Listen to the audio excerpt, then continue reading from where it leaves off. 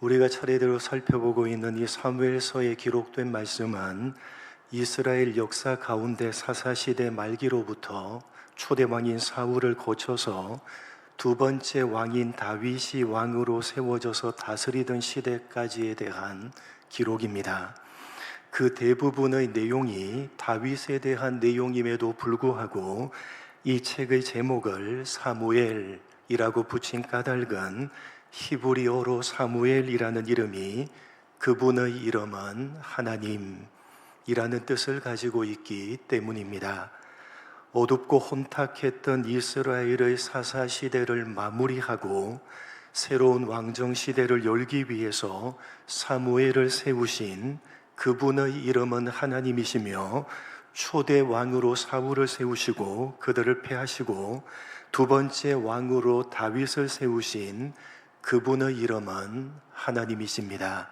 그리고 지금도 역사 세계를 주관하고 계시는 그분의 이름은 하나님이시라는 사실을 이 사무엘서를 통해서 분명하게 밝히시는 것입니다. 그러기에 오늘 본문에 기록된 사건을 주관하시는 분도 역시 하나님 그분이십니다.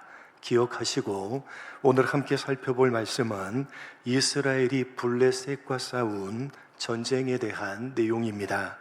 이 전쟁이 일어난 원인에 대해서는 성경이 설명하고 있지는 않지만 대부분의 학자들은 블레셋이 영토를 확장하는 과정에서 발생한 국경 분쟁으로 추정하고 있습니다.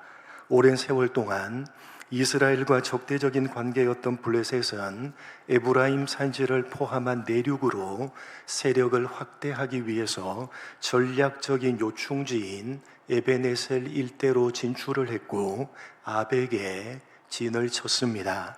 이에 이스라엘도 그 블레셋을 저지하기 위해서 에베네셀 곁에 진을 치고 맞서 싸웠지만 첫 번째 전투에서 그만 4,000명이 전사하는 큰 패배를 당하게 됩니다.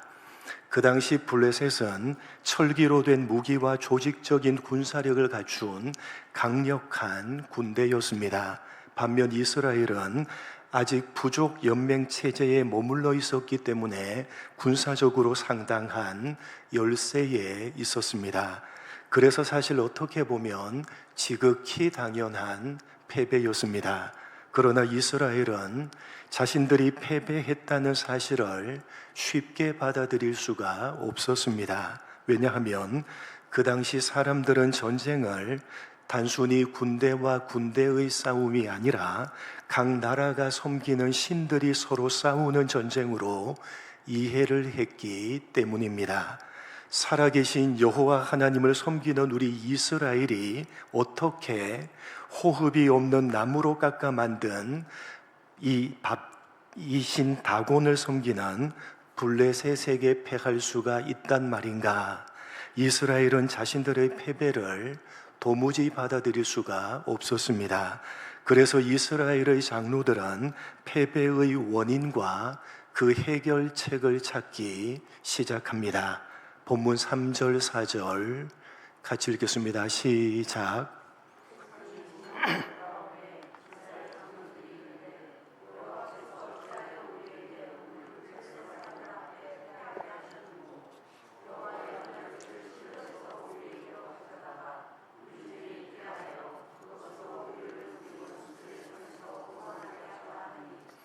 이에 백성이 실로에 사람을 보내어 그룹 사이에 계신 만군의 여호와의 언약궤를 거기서 가져왔고 엘리의 두 아들 홈니와 브니아스는 하나님의 언약궤와 함께 거기에 있었더라. 여호와께서 어찌하여 오늘 우리에게 블레셋 사람들 앞에 패하게 하셨는고? 라고 하면서 이스라엘은 자신들이 전쟁에서 패배한 원인이 언약궤를 가지고 오지 않았기 때문이라고 결론을 내립니다. 그리고 실로에 사람을 보내어서 제사장인 홈니와 비느하스와 함께 언약궤를 전쟁터로 가지고 옵니다. 이어지는 5절 이하를 보시면 여호와의 언약궤가 이스라엘 진영 가운데로 들어오자 이스라엘 군대는 땅이 울릴 정도로 큰 소리를 지르면서 사기가 100배 충천합니다. 반면에 블레셋 군대는 크게 두려워하면서 이렇게 말합니다. 신이 이스라엘 진영에 들어왔다. 우리에게 화로다. 블레셋은 이스라엘의 신인 하나님이 당시 대제국이었던 이집트에게 행하신 일들에 대해서 알고 있었기 때문에 사기가 꺾이고 크게 동요했습니다. 그러나 그들은 그런 두려움 속에서도 물러서지 않고 오히려 서로를 격려하며 다시 전열을 정비하고 이스라엘과 맞서 싸웁니다. 그리고 그 결과는 본문 10절과 11절에 이렇게 기록되어져 있습니다. 10절, 11절 같이 읽겠습니다. 시작.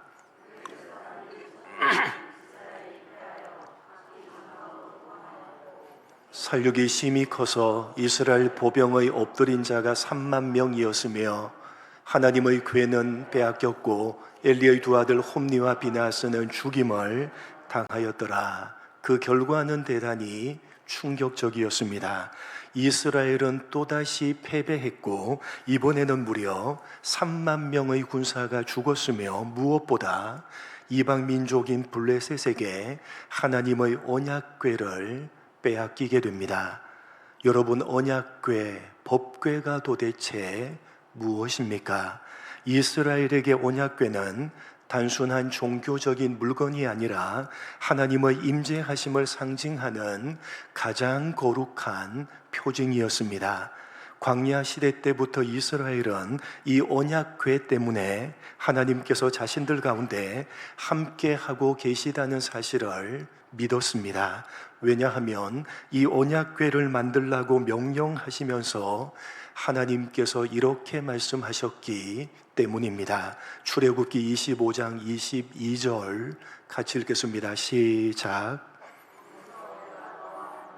속죄소 윗 곧 증거궤 위에 있는 두 그룹 사이에서 내가 이스라엘 자손을 위하여 내게 명령할 모든 일을 내게 이르리라. 여기에서 보듯이 언약궤는 이 하나님께서 이스라엘 가운데 임재하시고 자신의 백성들과 만나시며 그들에게 말씀해 주시는 거룩한 언약의 장소였습니다. 특별히 언약궤 위 속죄소와 두 그룹 사이의 공간은 하나님께서 만나 주시고 말씀하시는 자리였습니다.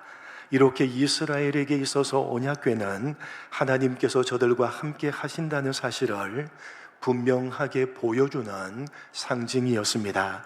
언약궤를 통해서 하나님께서는 이스라엘 가운데 당신의 임재하심을 나타내시고 그들을 인도하고 계시다는 사실을 분명하게 보여주셨습니다.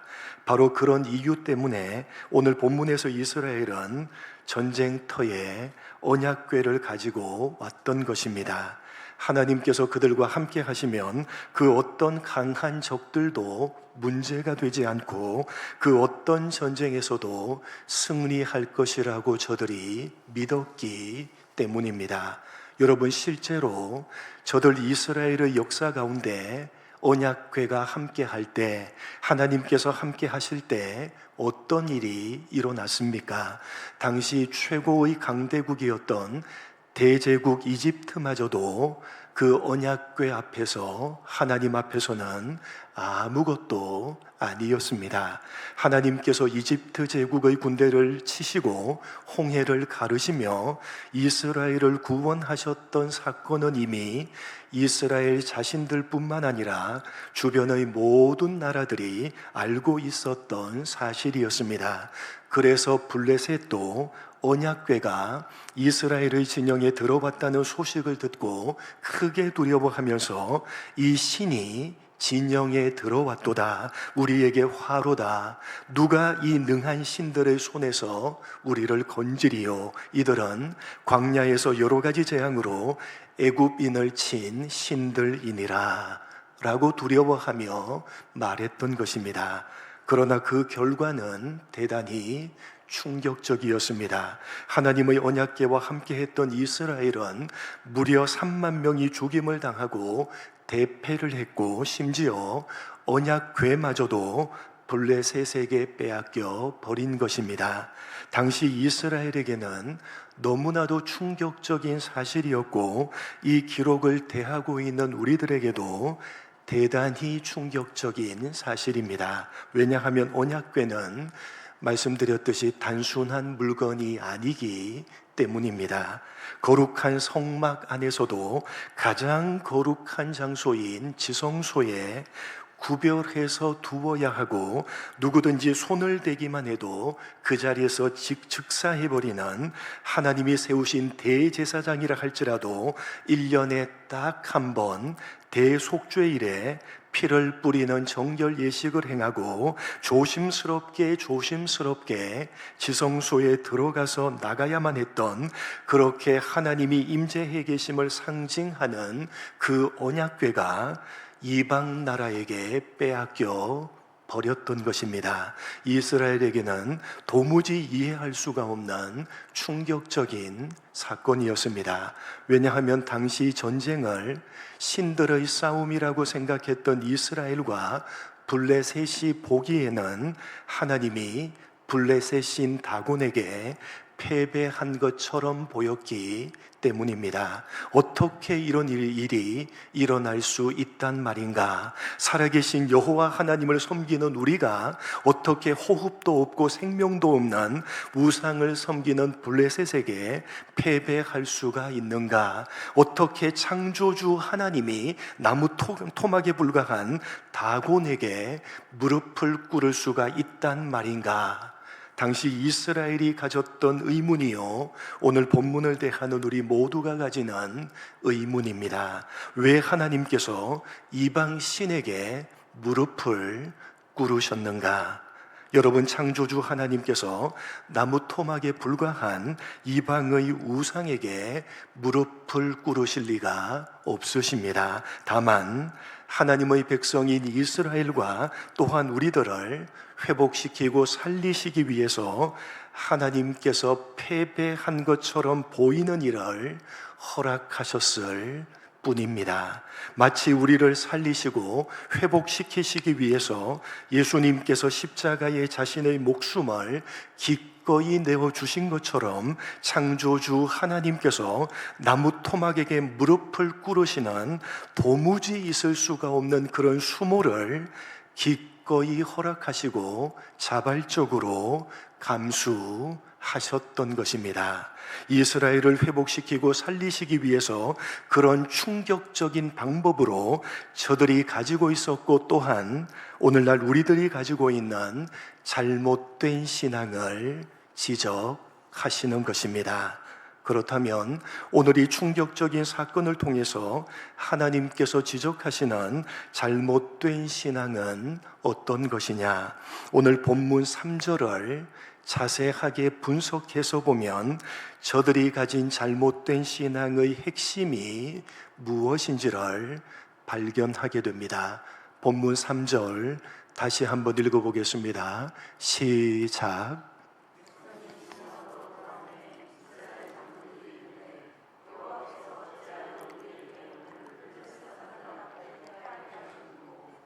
여호와 언약궤를 실로에서 우리에게로 가져다가 우리 중에 있게 하여 그것으로 우리를 우리 원수들의 손에서 구원하게 하자 하니. 여기에서 우리는 오늘 본문이 지적하고 있는 이스라엘의 가장 심각한 신앙상의 문제를 발견하게 됩니다.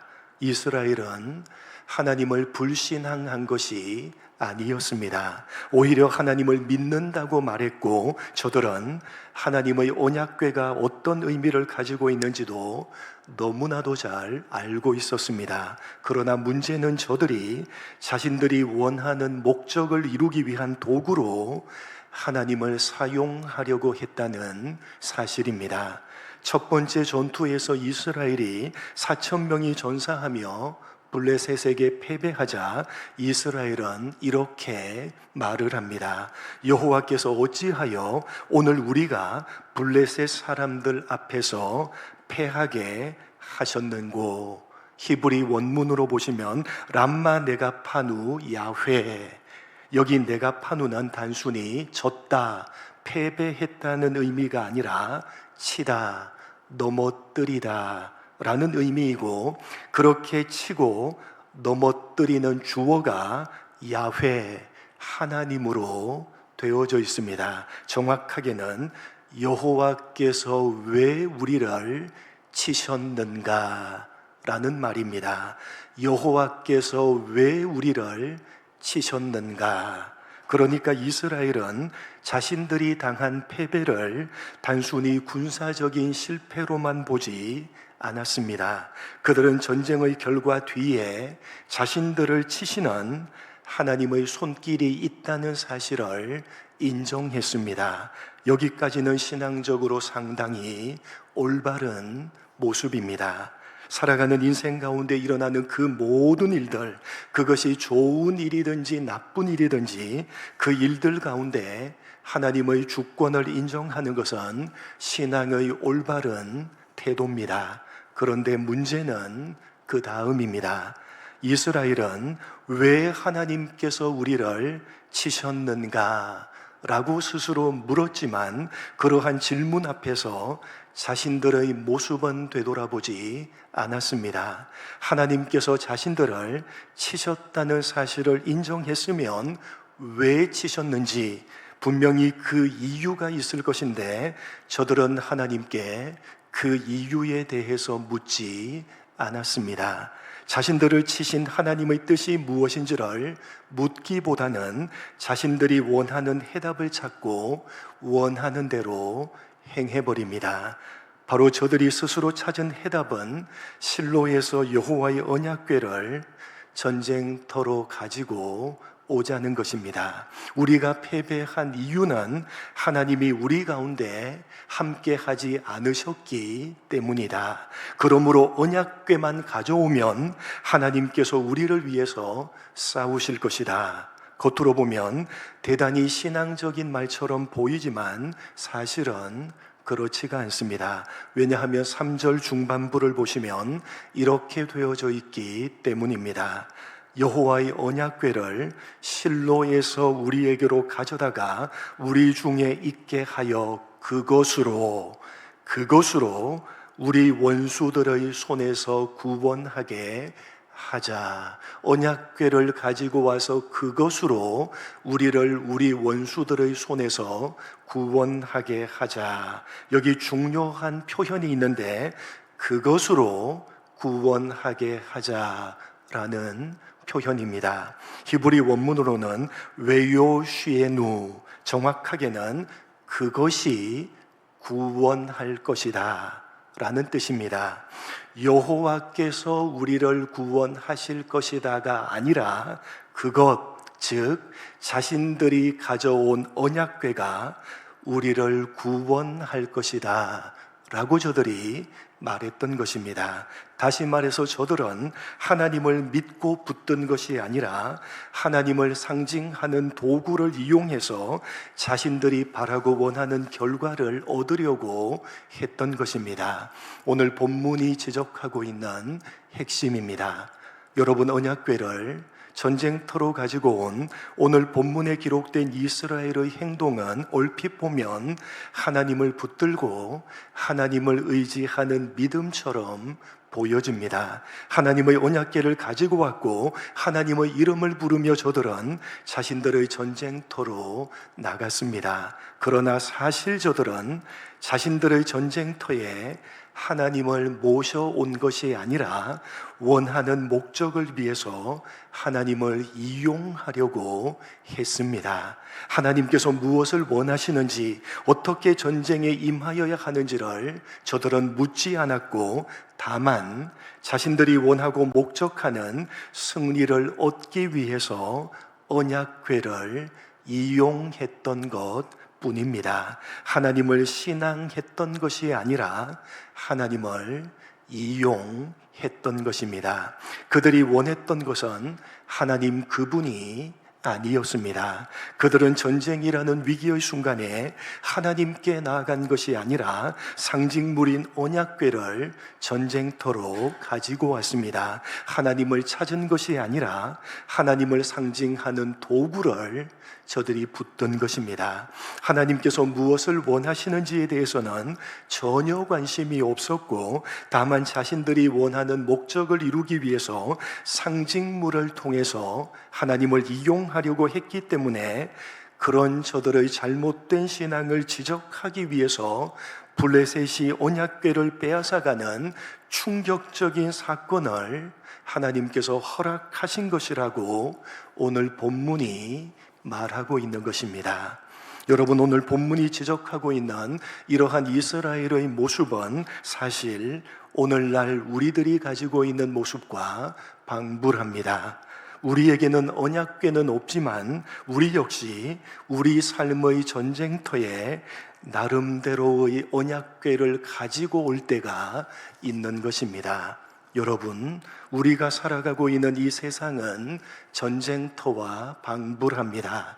이 세상에는 수많은 전쟁터가 있고 그 전쟁터에서 우리는 살아가고 있습니다.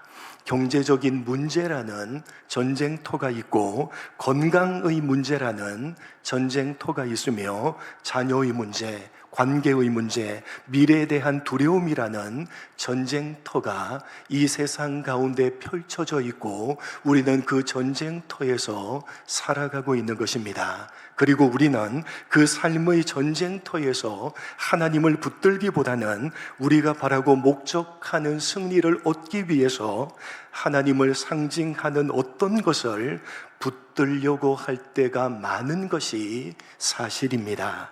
이스라엘이 언약궤를 전쟁터로 가지고 왔던 것처럼 우리들도 우리네 삶의 전쟁터에 나름대로의 언약궤를 가지고 오는 것입니다. 어떤 사람은 예배라는 언약궤를 가지고 옵니다. 예배를 통해서 하나님을 만나고 하나님께 영광을 돌리는 것이 아니라, 내가 예배를 드렸으니까 하나님께서 내가 원하고 목적하는 바를 이루어 주셔야 한다고 생각하며 삶의 전쟁터로 예배라는 언약궤를 가지고 가는 것입니다. 또 어떤 사람들은 기도라는 언약궤를 가지고 옵니다. 기도를 통해서 자신들의 뜻을 죽이고 하나님의 뜻을 구하는 것이 아니라 내가 바라고 원하는 것을 얻어내기 위해서 기도를 내 삶의 전쟁터로 가져와서 언약궤로 사용을 하는 것입니다. 어떤 사람에게는 봉사와 헌신이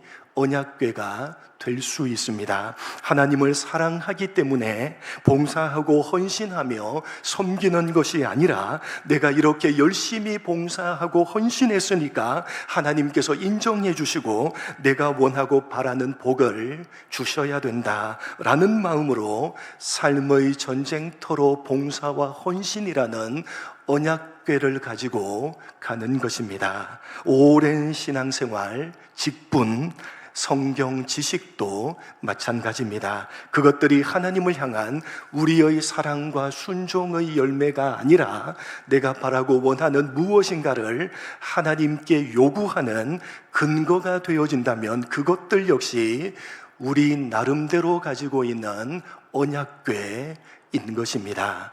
여러분, 이스라엘은 언약궤를 가지고 있었지만 사실은 저들은 하나님을 잃어버렸습니다.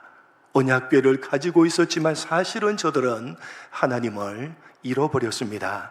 그래서 하나님께서 언약궤를 이방에게 넘겨버리셨던 것입니다. 마찬가지로 오늘 우리들도 예배를 드리고 기도하고 봉사하고 헌신하면서도 정작 하나님 자신보다는 내가 원하는 바를 목적하고 있다면 우리 또한 하나님을 잃어버린 것이고, 우리의 예배, 기도, 헌신, 봉사는 하나님께서 결코 기뻐하지 않으시는 것이 되어버리고 마는 것입니다.